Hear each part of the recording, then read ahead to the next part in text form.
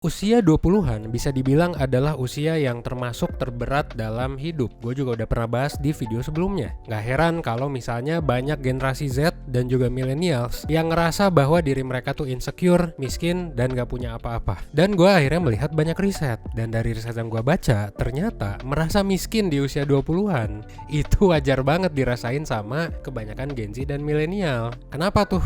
Ya banyak ya faktornya. Tentu pertama ada inflasi gitu ya, mungkin UMR juga yang nggak naik banget ya, masih rendah terutama di beberapa daerah tertentu. Belum lagi tuntutan orang, kita dituntut buat sukses di akademik, pekerjaan. Kita ngerasa orang tua dulu jauh lebih gampang, karena bener kan emang lebih gampang, entah itu dapat kerjaan atau beli rumah misalnya, atau beli tanah. Dan berbagai macam hal, kayak misalnya krisis identitas, nggak tahu passionnya apa. Belum lagi ya banyak penghargaan-penghargaan kayak Forbes 30 Under 30 dan lain sebagainya yang bikin kita makin insecure ketika ngelihat sosmed. Dan akhirnya ya dengan semua masalah tersebut, itulah standar yang harus kita penuhi di masa muda. Well, sayangnya faktanya sebenarnya ya nggak gitu sih. Nggak semua orang itu sukses di usia muda. Dan kalaupun ada yang sukses, emang seberapa sukses sih? Tuh, bahkan kalau dilihat orang yang kaya di Forbes, itu aja rata-rata udah tua cuy. Umurnya mungkin di atas 50-an. Ya kayak misalnya Khairul Tanjung, Bernard Arnold yang punya LV gitu kan, dan lain sebagainya, itu rata-rata udah tua cuy. Kalaupun ada yang muda ya biasanya memang dia udah kaya dari sononya, atau bisa kita sebut sebagai ya memang old money gitu ya, atau affluent society. Intinya orang yang memang udah kaya dari lahir. Nah tapi yang jadi pertanyaan adalah, dengan ambisi-ambisi yang lu punya nih sekarang, apakah jadi tajir dan sukses di usia muda itu hal yang realistis buat dicapai, terutama oleh orang yang tidak punya privilege? Gue bakal kupas jawabannya. Spoilernya, jawabannya adalah bisa sebenarnya lu kaya di usia muda. Tapi gue bakal kupas tuntas caranya, dan mungkin caranya tidak segampang dan juga tidak seperti yang lu bayangkan. Oke, so welcome to Psychology of Finance. Stay tune sampai akhir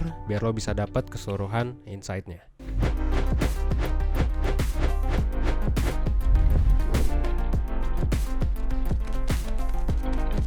Welcome to Psychology of Finance.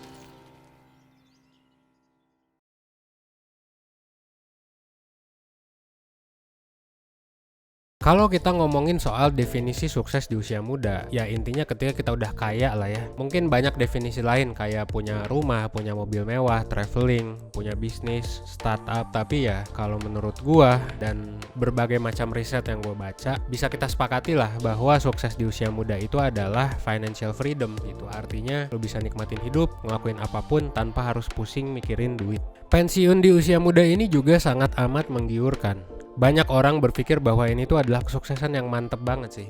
Ya benar sih, mantep, karena ini bisa ngasih lo freedom cuy, kesempatan dan kebebasan buat ngejar passion apapun yang lo mau, dan gak terjebak sama 9 to 5, kerja Senin sampai Jumat. Di Indonesia ini kan udah populer sebenarnya dari beberapa tahun lalu. Salah satu tokohnya mungkin kita udah tahu lah ya, ada Samuel Ray. Dan itu juga kita pernah collab berapa tahun lalu gitu ya, ngomongin soal pensiun muda. Kalau di Amerika ini tuh udah populer banget. 52%, satu dari 2 orang Amerika itu punya pikiran buat pensiun muda. Nah, gerakan ini sebenarnya namanya adalah FIRE, Financial Independence Retire Early. Ini adalah gerakan yang menekankan betapa pentingnya menabung dan investasi di usia muda supaya lo bisa kaya dan lo bisa financial freedom. Nah, biasanya orang-orang yang FIRE ini tuh emang cukup ekstrim sih.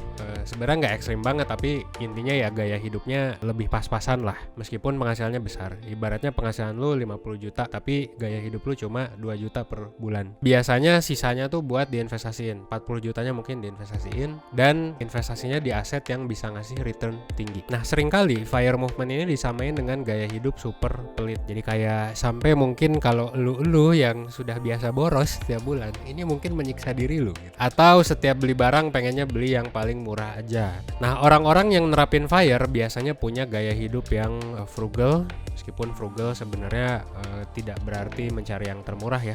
Intinya lu bikin budgeting dan tracking keuangan yang lumayan strict, dan nge-cut pengeluaran yang gak penting-penting banget. Jadi uangnya bisa ditabung, bisa diinvestasiin. Menariknya, si FIRE ini ternyata kan melarat ya di usia muda sebenarnya, atau memiskinkan diri lah gitu ibaratnya. Tapi dari riset yang gue temuin, ternyata hidup seperti ini itu bisa menyehatkan bukan hanya kesehatan finansial lu, tapi juga kesehatan fisik lu. Jadi orang yang pensiun muda ternyata ternyata hidupnya bisa lebih panjang, bisa nggak terlalu stres, bisa lebih sehat, bisa juga mengejar berbagai macam passion, bisa traveling kemana-mana juga. Nah pertanyaannya, gimana cara kita ngebangun aset yang bisa menghasilkan kita financial freedom gitu. Nah ini kita bahas di section selanjutnya.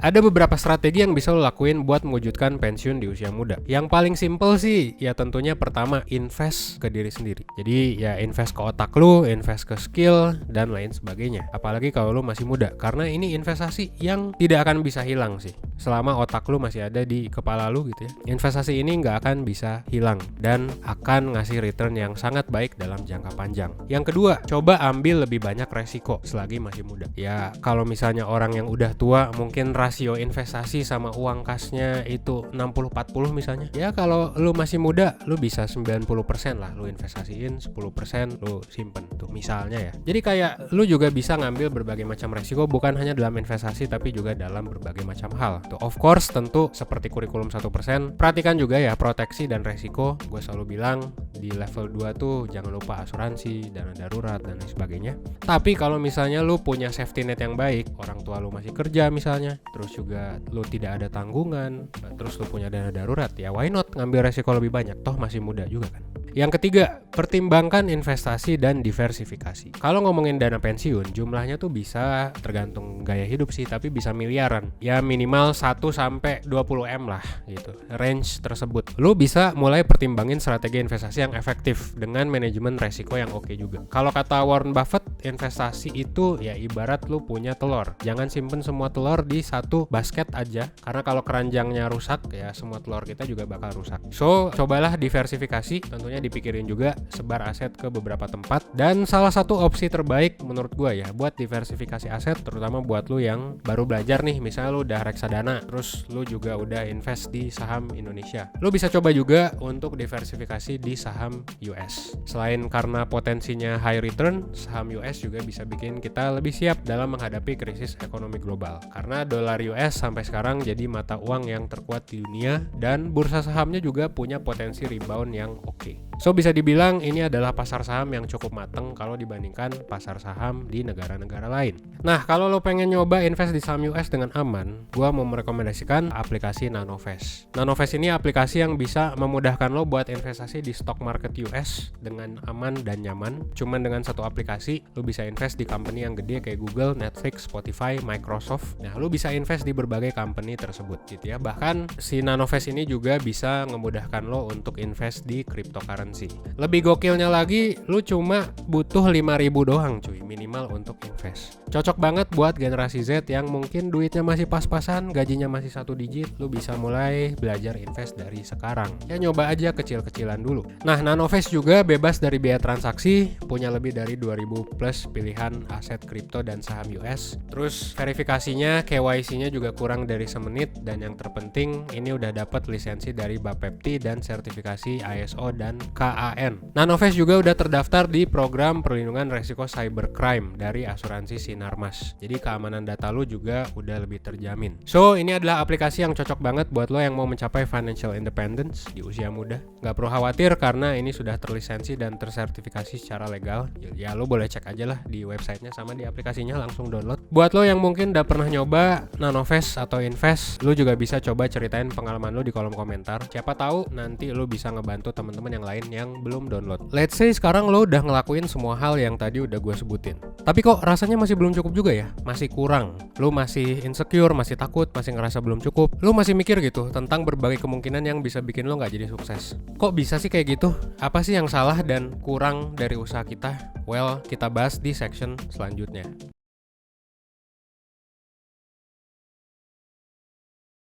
Kalau buat lo yang pekerja kantoran, lo mungkin bisa denger cerita ini. Jadi suatu hari ada suatu kisah seorang pekerja kantoran, dia hidup di Indonesia gitu ya. Makanya namanya juga Budi. Si Budi ini tinggal di rumah sederhana bareng istri dan 1 anak. Budi ngerasa kalau hidup dia tuh banyak susahnya, nggak kayak temen-temennya yang kelihatannya lebih bahagia dari dia. Karena keresahannya ini, dia pun datang buat nemuin orang yang lebih bijak dari dia buat minta nasihat. Dan si Budi nanya tuh, "Bang, gimana sih cara biar gue bisa hidup bahagia Gua dan keluarga tinggal di rumah sempit, gak punya barang mewah dan cuma punya tabungan 5 juta. Gua harus gimana? Terus si orang bijaknya ini ngejawab, coba lu beli kambing cuy dari uang tabungan lu itu.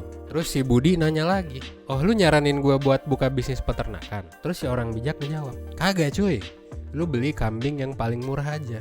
Terus lu bawa dan lu rawat si kambing itu di dalam rumah.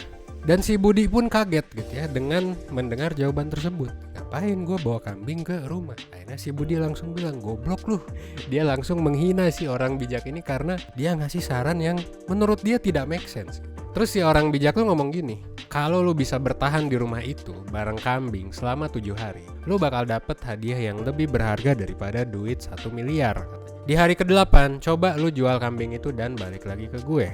Akhirnya si Budi ke peternakan terdekat buat beli kambing yang paling murah. Dan dia bawa kambing itu ke rumahnya. Sampai di rumah, pastinya istri dan anaknya tuh ngomel gitu. Ngapain lu bawa kambing? Tapi si Budi akhirnya berhasil ngebujuk keluarganya kalau mereka bakal dapat hadiah jika berhasil tinggal bareng kambing selama 7 hari. Di hari pertama tinggal bareng, si Budi dan keluarganya kagak bisa istirahat. Dia jadi sering berantem sama istrinya karena si kambing bikin rumahnya jadi makin bau, makin sempit. Apalagi rumahnya jadi makin bau dan mereka harus repot-repot ngebersihin kotorannya. Di hari ketiga, Budi dan keluarganya udah mulai bagi-bagi tugas. Si Budi ngurusin kambing, si istri bersih-bersih, dan anaknya bantu ngasih makan. Akhirnya mereka jadi lebih akur dan bisa istirahat karena udah ada sistemnya gitu ya, walaupun masih sedikit keganggu. Di hari kelima, si Budi dan keluarga udah mulai terbiasa sama kehadiran si kambing. Nah, sampailah di hari ke-8, si Budi dan keluarganya akhirnya ngeluarin si kambing dari rumah dan langsung ngejual kambing itu ke peternak. Dan akhirnya dia ngedatengin orang bijak tadi. Kata si Budi ke orang bijak tadi, ini udah hari ke-8 bang, gue udah muak tinggal sama si kambing. Sekarang coba kasih gue hadiah yang lu janjiin. Dan si orang bijak ngejawab, hadiahnya sudah ada di rumah lu. Ngedenger itu si Budi langsung cepet-cepet pengen balik ke rumah. Dia berekspektasi bakal ada duit 1M. Tapi sesampainya di rumah ya kagak ada cuy gitu. Kagak logis gitu ya. Masa tiba-tiba dikasih 1M? Budi kecewa dan dia mikir kalau si orang bijak itu selama ini cuma ngerjain doang. Dia pun akhirnya ngelanjutin hidupnya dan dia nggak mau ketemu sama si orang bijak itu lagi. Beberapa hari kemudian suasana rumah Budi jadi lebih nyaman. Istri dan anaknya juga terlihat jadi lebih bahagia dan lebih bersemangat. Hingga satu ketika anaknya ngomong, aku nyaman loh dan happy banget tinggal di rumah sekarang ya. Gak kayak dulu pas masih ada kambing, dulu bau. Terus ngedenger omongan anaknya, oh ternyata ini cuy. Si Budi langsung keinget sama si orang bijak. Ternyata ini hikmahnya ya. Terus si orang bijak nanya, ngapain lu dateng cuy? Terus si Budi ngejawab, bang gua mau bilang terima kasih karena lu udah ngasih keluarga gua hadiah yang lebih berharga daripada uang. Nah kira-kira menurut lo hikmahnya tuh apa? Apa sih hadiah yang si Budi dapet? Coba lu bisa sampein di kolom komentar.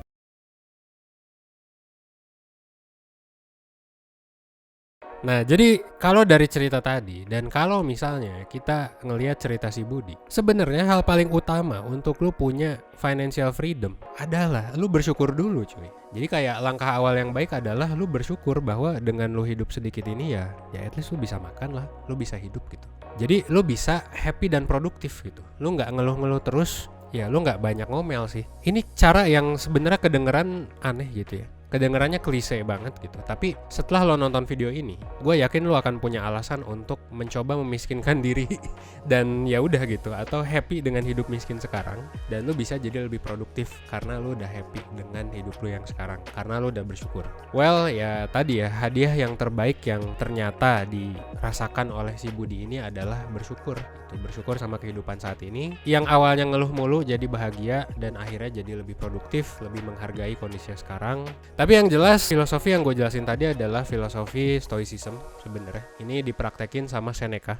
Seneca tuh adalah salah satu filsuf yang prominent banget ya. Kalau lo belum tahu di stoicism, si Seneca tuh bilang cara terbaik buat menikmati hidup adalah dengan belajar jadi orang miskin. Prakteknya nggak mesti ekstrim banget sih gitu ya, meskipun sebenarnya kalau si Seneca sih ekstrim ya. Tapi kalau buat lu praktekin ya bisa aja lu praktekin. Pertama lu pakai baju yang paling jelek selama seminggu. Terus yang kedua batasi pengeluaran. Terus lu bisa tinggal nggak di tempat lu biasanya. Terus lu jangan pakai HP, laptop. Intinya lu hidup kayak orang miskin aja. Seperti apa yang orang miskin dan orang yang tidak punya rumah rumah homeless gitu ya yang mereka lakukan. Gue jamin kalau lu melakukan hal ini selama 7 hari, lu bakal mulai bisa lebih menghargai hal-hal yang mungkin sebelumnya luput dari perhatian lu. Lu bisa menghargai, lu bisa tidur di kasur, lu bisa nonton YouTube, lu bisa makan nasi, lu bisa pakai baju bersih. Bahkan mungkin lu bisa melakukan hal-hal yang lebih oke lah daripada yang barusan gue sebut. Hal ini juga yang sebenarnya diajarin kan sama rutinitas bulan puasa juga. Dan bukan hanya umat muslim gitu ya, bukan hanya bulan Ramadan. Umat-umat agama lain juga melaksanakan ini. Puasa tuh menurut gua ngajarin kita buat lebih berempati sama orang-orang yang di bawah kita, buat berempati juga sama diri sendiri juga, self compassion ya, dan buat melatih kita juga in case ada sesuatu yang buruk terjadi, kita belajar buat nahan nafsu kita selama sehari. So intinya usaha lo dalam memenuhi kebutuhan finansial ini juga harus diimbangi sama pemenuhan kebutuhan spiritual, yang mana kalau di kurikulum 1% ya itu masuk ke level 3 ya, gitu ya, happy, healthy, dan produktif. Di dalamnya ada spiritualitas. Kita ya sebagai life school juga nggak cuma nge-encourage lo buat produktif, jadi kayak lo sukses, punya duit banyak. Bukan cuma itu, bukan cuma karir dan finansial yang stabil, tapi juga kita pengen bikin lo happy sama kehidupan lo, secara fisik maupun mental. Gue yakin bersyukur ini bisa jadi salah satu teknik yang lo maksimalin selama lo bisa menempatkan ya bersyukur ini dalam konteks yang tepat. Nah, tapi gimana menurut lo? Apakah lo punya pendapat lain? Ya silakan sampein di kolom komentar.